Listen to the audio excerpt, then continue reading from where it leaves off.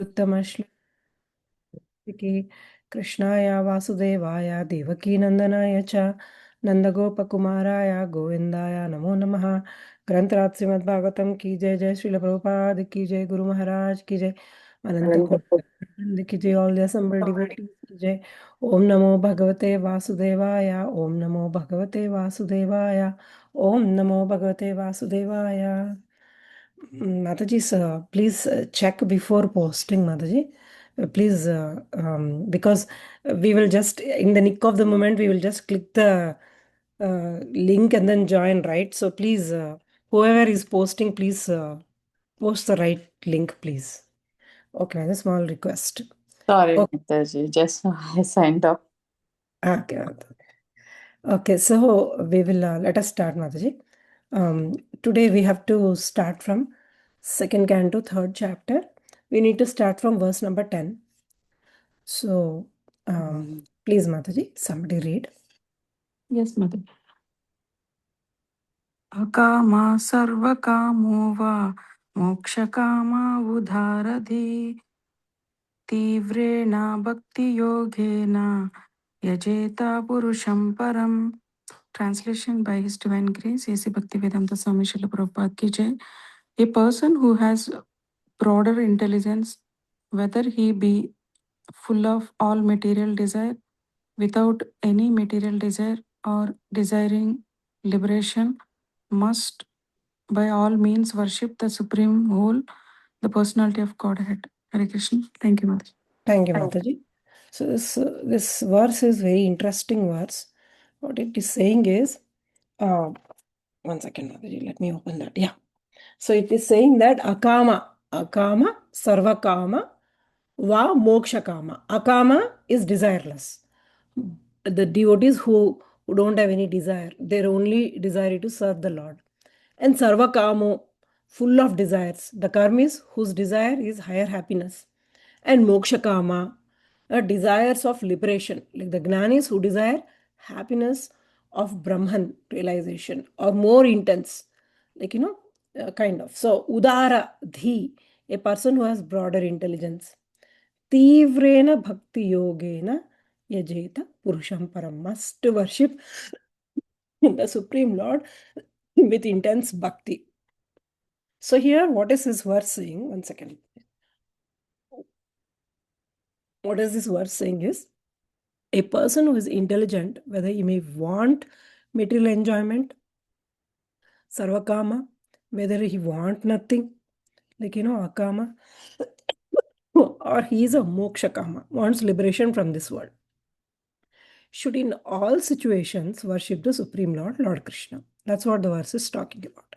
So here, the verse is saying whether something very, it's giving a very powerful message that no matter what kind of person you are, whether you are a kind of person where you have material things, you are a kama, three types of people are mentioned here. A kama, a person who wants material things like money, success, family, life and power. Or akama, a person who has no material desire, a pure devotee. Or a moksha kama, a person who wants liberation from birth and death. So the verse is saying, whatever the person is, a truly intelligent person, Udaradi, understands that everything ultimately comes from Supreme Lord. Even material success, liberation, or spiritual happiness, all come from Him alone. So instead of going to different demigods for following separate paths, one should directly worship the Supreme Lord through Bhakti Yoga. That's what this verse is talking about, because in the previous verses we have seen that praying different demigods we get different results, correct? So after talking about all the demigods, here Sukdev Goswami is mentioning, doesn't matter what category you fall in. Whether you are a akama or a kama or a moksha kama, doesn't matter.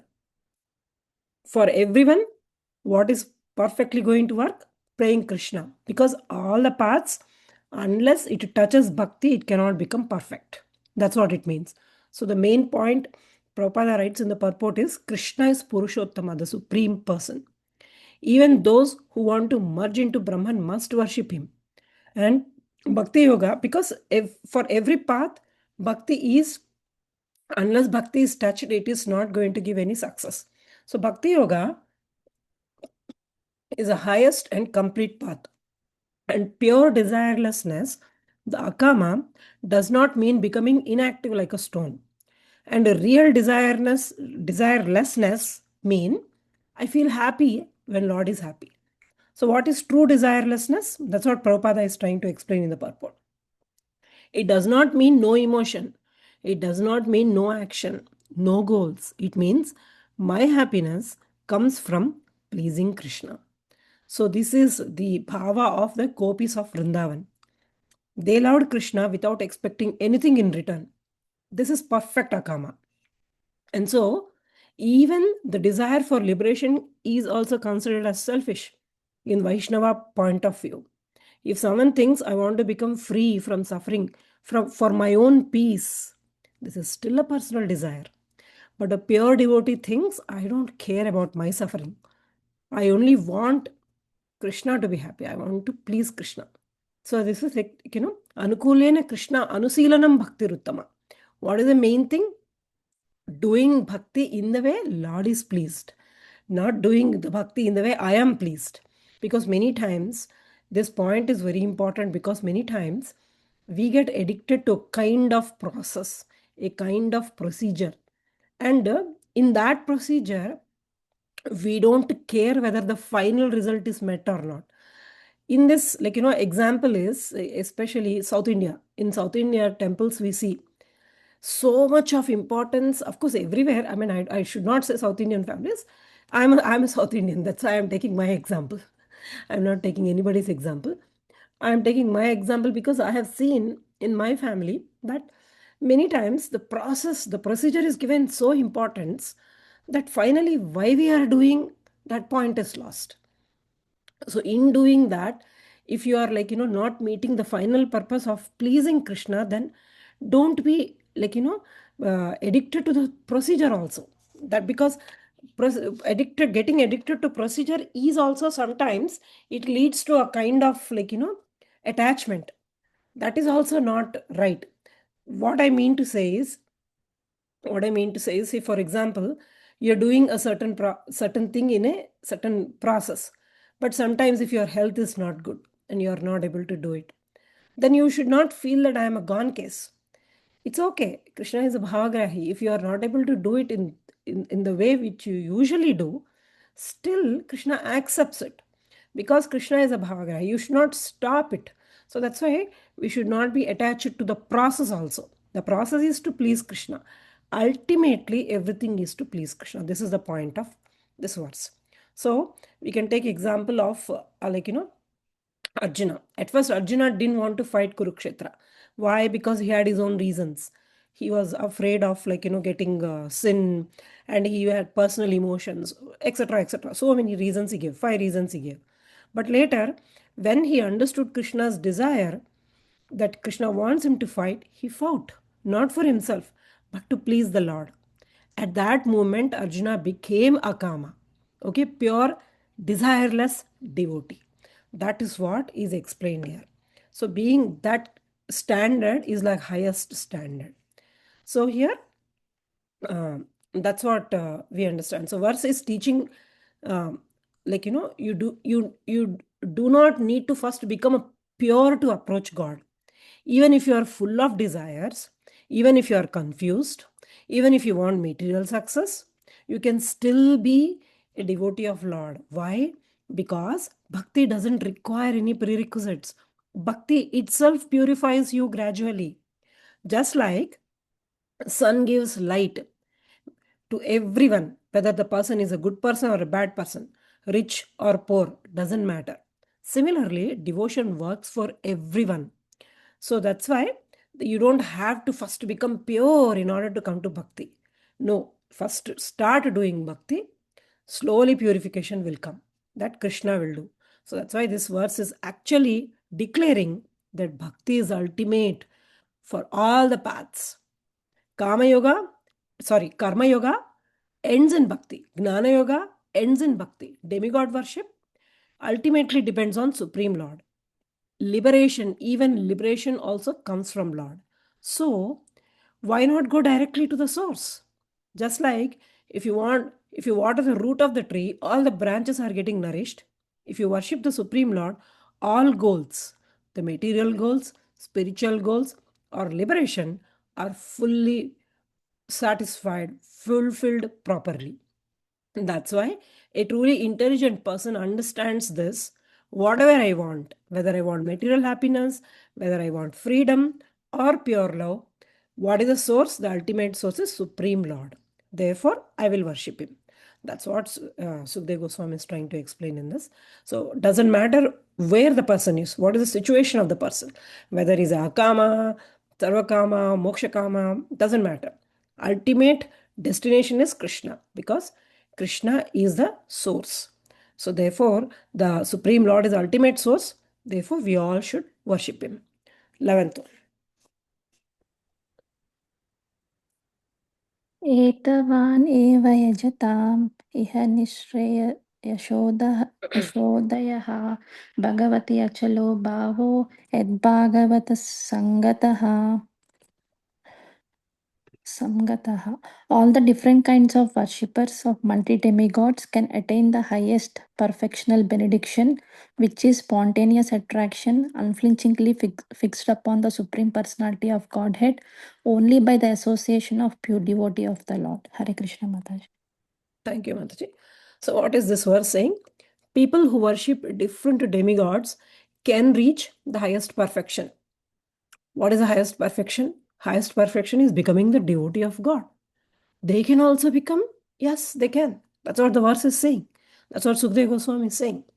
People who worship different demigods can reach the highest perfection, which is steady, and they get natural love for the Supreme Lord when only by associating with the pure devotee of the Lord. So this verse is teaching one main truth, that pure devotion comes only through the association with the pure devotee of Lord. Even if someone worships demigods, even if someone performs rituals, they practice religion for any reason, material benefits or whatever reason, they cannot develop pure love for Lord unless they meet and associate with a pure devotee of Lord. And what is the problem in this world? All living beings, right from Brahma to the ant, are all under material nature. Because of the desire, we came here. We all had desires. We all have desires. And that is the reason why we came here. Because of the desire to enjoy separately from Lord, the soul becomes trapped in birth, death, old age, and disease.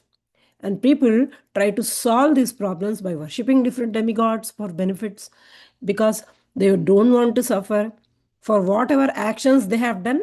That only they are suffering. They are not suffering somebody else's.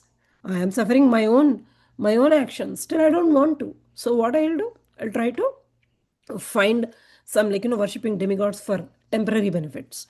And people try to solve these problems by scientific advancement or whatever system, wealth, power, etc., etc.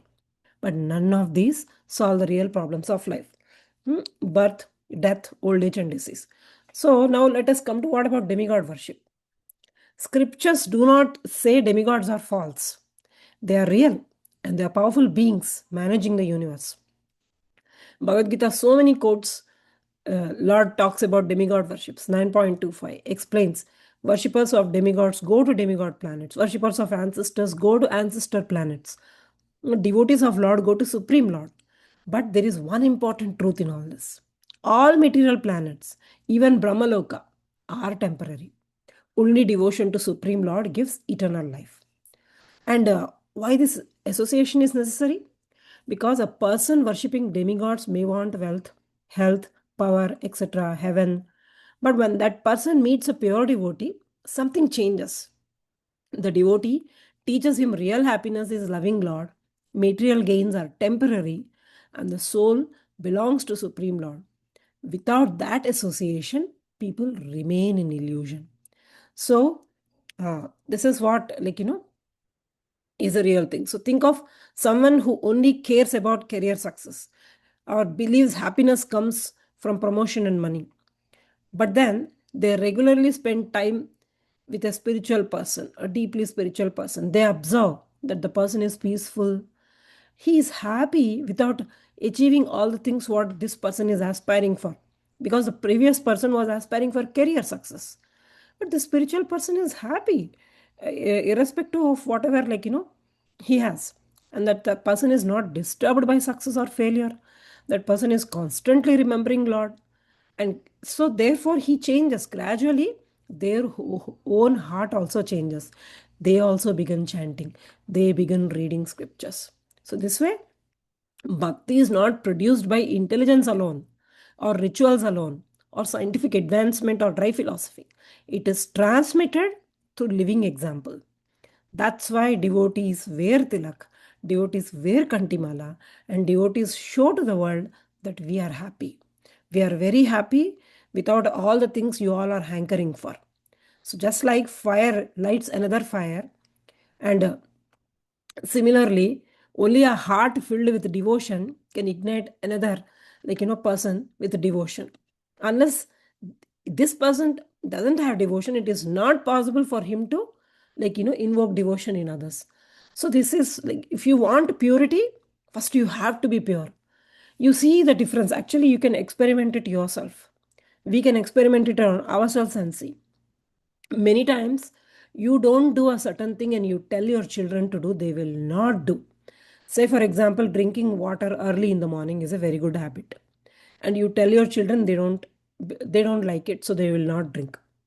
But just by telling, it doesn't happen. Actually, I heard this from a senior devotee once. They gave this example. You test it out on your child and see. If by not doing it yourself and you're telling them to do, definitely it will not have power. They will not listen. But after I started drinking in, I started with a like hot water example. That's why I'm sharing with you. I started drinking it and I was very regular. First, I did it myself, and then I told them, they started doing it. So, this is the power. Unless your heart is filled with devotion, unless purity, you believe in this. You don't have to be pure soul, or you don't have to be a great devotee in order to do. What I mean to say is, at least we have to believe that this system works, this process works. And then we preach others, definitely it is going to create an impact. So, soul's natural position is to serve Lord. But in material life, that instinct becomes distorted. Loving and serving is the nature of the soul. People do that, but then what do?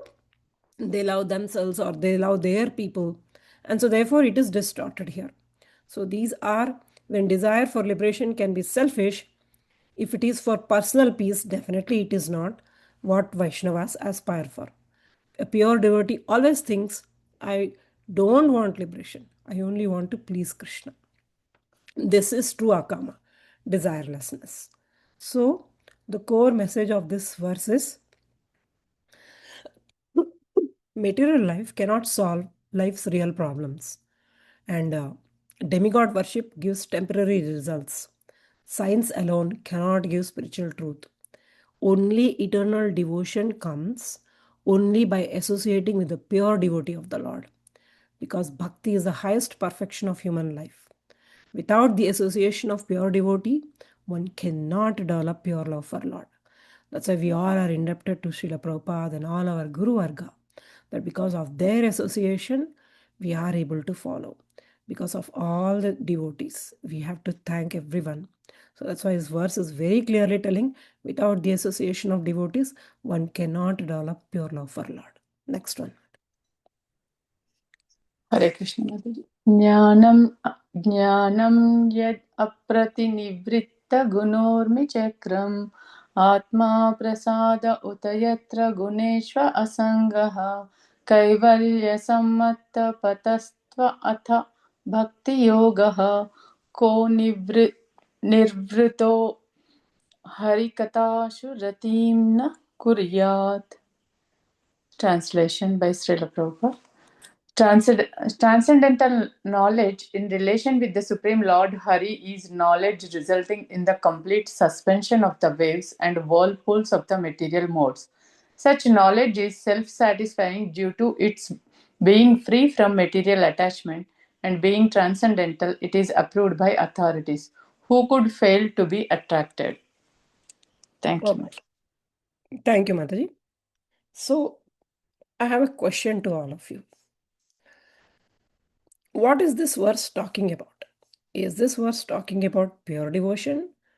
Or is this verse talking about a gnani who is interested in knowledge?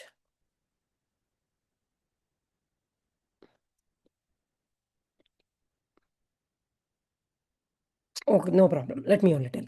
Here, what is it saying is real spiritual What's knowledge question? about Supreme. Repeat the question, Mataji. What's My question is,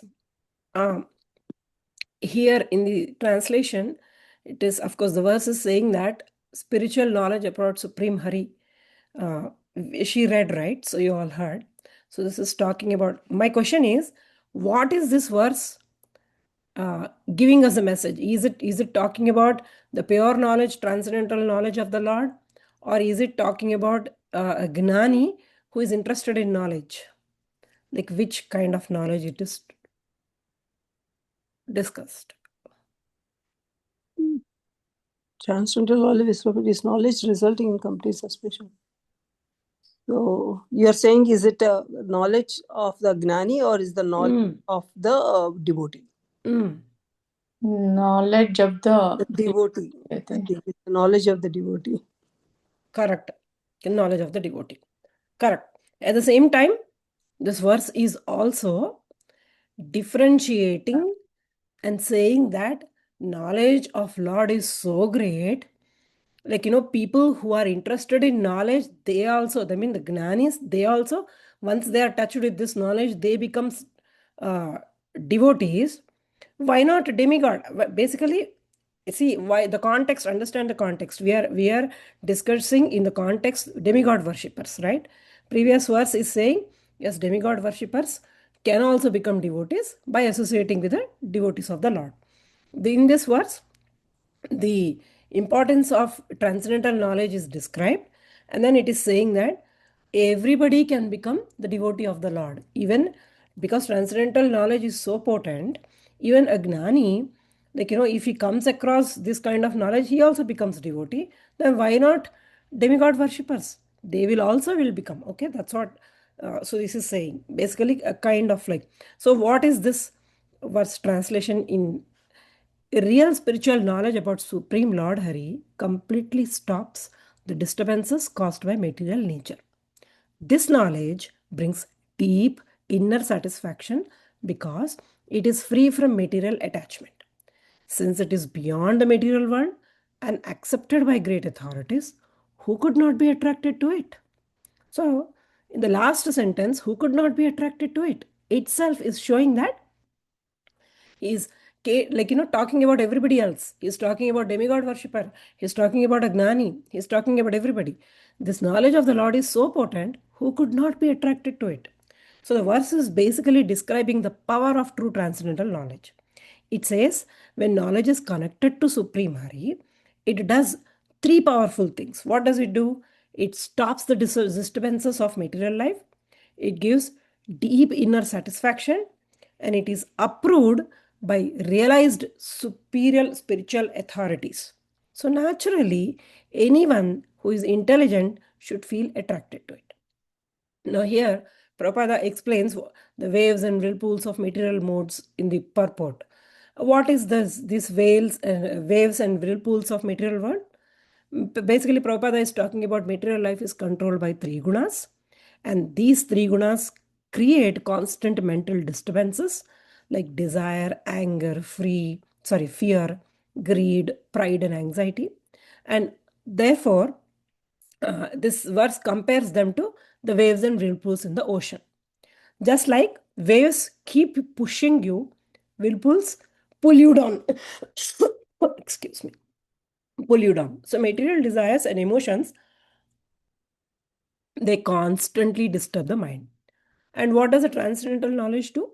Transcendental knowledge of Lord Hari calms the mind, removes false identification, ends material attachment, brings spiritual stability. So, first, what this verse is saying, the verse is saying transcendental knowledge about Lord Hari stops the waves of material nature, removes attachment, and brings deep satisfaction. And it is approved by all the realized authorities. So naturally, anyone who understands this should be attracted. So that's why here is the key. Attraction depends on inner qualification and purification also. When we talk about Gnanis and demigod worshippers, why do Gnanis eventually come to Bhakti? Because after many births, 7.19 says, 7th chapter 19th verse says, after many births, a wise person surrenders to Krishna, he says. Because Gnani is already detached from gross material enjoyment and he has understood the temporary nature of the world. He has practiced the discrimination and is searching for ultimate truth. So even though initially he wants impersonal liberation, he is at least aiming beyond material pleasure. So when his knowledge matures, by understanding this transcendental knowledge of Lord, he realizes the supreme truth is personal. Then he naturally comes to bhakti. Next, why demigod worshippers are coming? Because their goal is generally, demigod worship is mostly driven by desire for wealth, desire for health, desire for power and all that. This keeps the mind attached to material enjoyment. And we have seen in the previous verse, understanding a slight difference, demigod worshippers also can come to bhakti when in the last previous verse we have talked about by the association of pure devotee. When they meet a pure devotee, they get the taste and they start praying the Lord, and they can become dissatisfied with the temporary results. Then also they are they get exhausted, they don't want anymore, so therefore they become interested in praying Krishna, and they realize heavenly pleasures are also temporary. So all this, then they begin to think, why am I asking for small things when Supreme Lord can give everything? So this is a turning point for them. So either case, whether a person is a Gnani or he's a demigod worshipper, finally, Krishna attracts everyone. That's what the verse is saying. Because transcendental knowledge of Krishna is so potent that Krishna does not reject anyone. He gradually elevates a materialist, or if he, and the next level is a demigod worshipper and seeker of the truth, a Gnani or the devotee or pure lover. Anyone, whatever state he is in, everyone, Krishna does not reject anyone. Krishna attracts everyone. So that's why, of course, why do Gnani take to bhakti more naturally than demigod worshippers? Because Gnanis are already detached from material pleasure. Demigod worshippers are often still attached to it. Bhakti requires purification from material desire. So when purification comes, attraction comes, and they also become devotees. But eventually, everyone will be definitely interested in Krishna consciousness. So that's what the verse is talking about. So I'll the time is up. I'll stop here, Mataji. Any questions, comments, or any points anybody has, please go ahead. I have one point, Mataji. Yeah, go ahead. Pure devotion comes only by associating with the pure devotees of the Lord. Mm-hmm. Yeah, this statement, this is I liked it so much because we always pray to not ISKCON devotees. I'm telling like other people, material people, always they pray to God for to fulfill their desires. So they always want something, not like to please the Lord. They always think about liberation or like that. But pure devotees always thinks about to please the Lord. Nice point, No. Mataji. Thank you. Thank you, Mataji. Yeah. Yes. So, Mataji, I have a question. Yes. Mataji, what happens as we know that bhakti develops after the association of the devotee. So is it like kind of written like when the devotee will come, or it's just random? And then when you get the mercy and you become devotee, but then now what happens? to your all those like, see, like when you don't choose bhakti, then there is a plan, right? Like you have to go through like the prarabdha or whatever is there. There is a like karma and so many things that you have to go through it, right? Like you have to I mean, you have to go through that cycle to repay your things. But then when you become devotee, then what happens? Like because it is not predicted, right? Nobody can predict when you become devotee. It's all the mercy of the devotee in your life. So after that, now you are a I different got the person. point. So, Yeah, yeah, Prerna, I got. please, So yeah. basically what you're saying is, yeah, we all are going through problems. We all are going through troubles. Everybody in this material world has some problem or the other. And at some point, because to get rid of these problems, either I became a demigod worshipper or I became something else, I don't know. But in this process, I met one devotee, a very nice and pure devotee. And he started, I liked his ways that he's happy. So I started praying like him. So, and after I started praying like him, I still have got the difficulties which were there before. The difference now is, now I understand why I am facing. Before I didn't understand. And that's why I was running here and there to solve it. Now I don't run anymore because I know even if I run, it will eventually will come to me because this I have created, I have to finish it. So I would rather go through it. But at the same time, don't concentrate on the difficulty. Concentrate on the higher happiness, praying Krishna that, if my prarabdha is there that I have to get some disease or some like, some flu or something, let it happen. But then I'm praying Krishna. So let difficulty will take its own course. And I'm like, basically difference between a non-devotee and the devotee is non-devotees also go through problems, devotees also go through problem.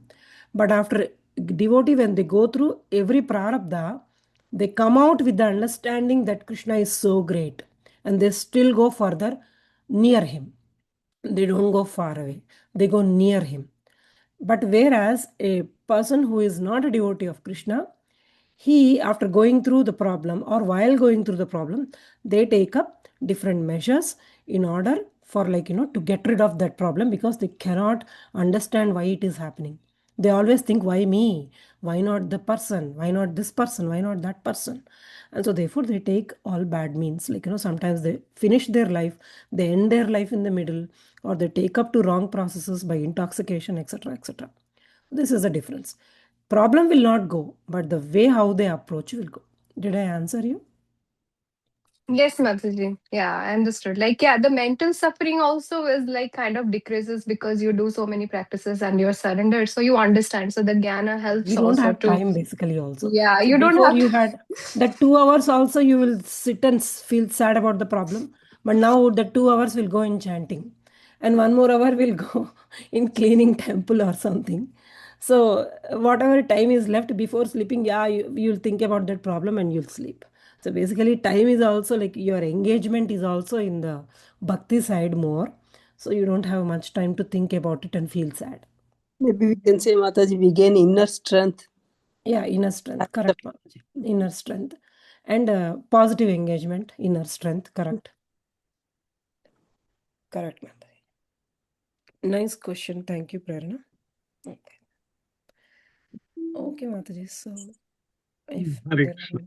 Yes, Prabhuji. Yeah, I was just thinking it's an interesting situation, almost like a trick statement. Like in the beginning, you said whether you're full of desires or you don't have any desires, you should take the path of Bhakti Yoga. But then you learn that Bhakti Yoga is Anya Bilasha Shunya. And it sounds like it's a way to get you into Bhakti because That's once the highest point, Prabhu. Anya Vilasita Shunya is highest. But like yeah, we once, can start off. Krishna says, right, 4 types of people surrender to me. So we can start off any stage, no problem. But we need to have a goal to achieve. That goal is Anya Vilasita Shunya. right. Did I interrupt you? I'm sorry. Go ahead. No, you're fine. Right. I mean, it just shows that just like Dhruva Maharaj intention, but then after seeing the Lord, getting bhakti, he had no desire. So it shows how important it is by hook or by crook you should get to bhakti, because then you really won't need anything. That's the summum bonum of everything. Yes, yes, correct. True. Nice point. That's all. Thank you for the wonderful class as usual. Sure. Hare Krishna. Thank you. Okay, Mataji. So today we are done with this section.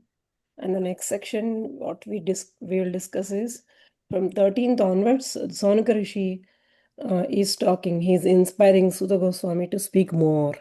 This is the indication of the pure devotees. Like, we feel like, oh, bahut ho gaya. They will never feel bahut ho gaya. They will ask for more and more and more. So that's why, like, in one of the lectures I was hearing, Prabhupada says that the point that the moment if Krishna is pleased with you, what is the indication? You want to hear more, you want to do more. The moment someone thinks that way, you feel that, oh, I want to hear more, that means Krishna is pleased with us. So that's one of the indication that, and we see that Parikshit Maharaj asking all sorts of questions, even though Sukdev Goswami explains in depth, and we are like, we heard a lot, and Parikshit Maharaj comes and says, he'll again ask a question about it. I'm like, really? Wow, this is what pure devotees are like. So yeah, we have to also develop that kind of attitude to listen about Lord, and we should have more and more interest in that, because our ultimate destination is Lord. So when we want to love somebody, we want to know everything about them. That's what all these Vaishnavas are doing, whether they are Sonika Rishi or Parikshit Maharaj and all of them. They want to listen more and more and more about the Lord. So that's all, Mataji. Thank you. So next section, that's what it is. We'll discuss from tomorrow. Hare Krishna, Dandat Pranam to all of you. Thank you, Thank Mataji. Hare Krishna, Hare Mata Krishna. Dandavat. Thanks, guys. Dandat. Thank you, Mataji. Hare Hare Krishna.